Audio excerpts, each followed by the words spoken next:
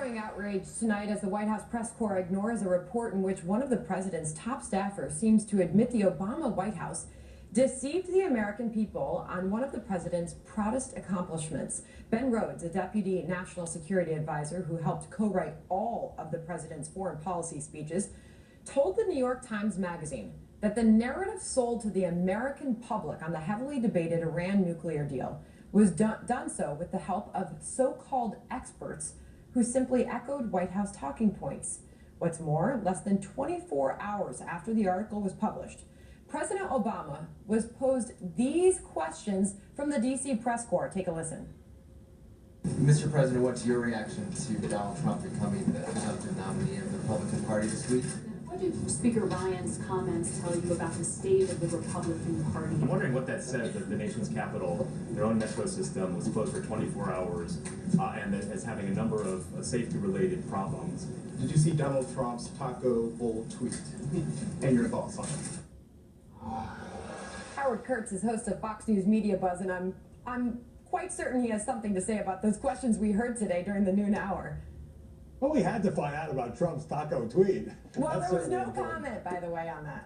Yes, and reporters did ask Josh Earnest about it afterwards. The story started to get some traction today as journalists go through the 10,000-word piece, which has only been posted online so far. But what's really irritating about this incredibly puffy profile of Ben Rhodes is how smug he sounds in bragging about bamboozling the press. He talks about using the media as an echo chamber. He and his deputies say that reporters know nothing about policy, these young reporters they deal with, and so they feed them color and talking points, which are then kind of repeated online and on Twitter. And, you know, it's not that this doesn't go on to some degree in every administration, but usually you don't have the Deputy National Security Advisor bragging about it on the record. I mean, you say how smug he was, and that in a way he was taking a victory lap in all this, but at the same time, Howie, you're saying that he's on target with some of his points here. Yeah, I do think that Ben Rhodes makes a couple of good points, which I want to grant. One is he says that increasingly, because I hear this from other politicians and other candidates, they deal with a lot of 20-something reporters who've only covered campaigns and don't know anything about policy. Therefore, obviously a little easier to spin. And also he makes the point that when it comes to foreign policy, as newsrooms have slashed their staffs and closed foreign bureaus, a lot of the more experienced veterans have been sidelined. So there is that. But as you noted in the setup, you know, what really has people agog is, I mean, Ben Rhodes would deny that he engaged in deception, but a lot of people have looked at it, including our own James Rosen, and say that's pretty much what it is, particularly when it came to the selling of the Iran nuclear deal. I mean, you're the media guy. Does any of this surprise you, Howie?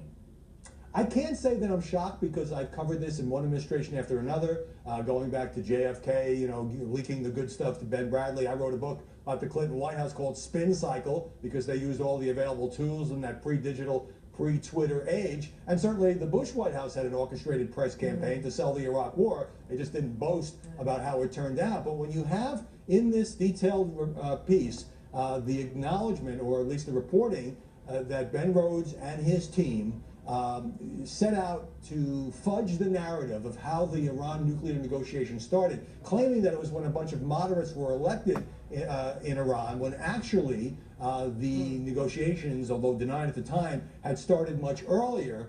That seems to me to go just beyond spin, talking points, color, leaks, to kind of not being straight about the facts. All right.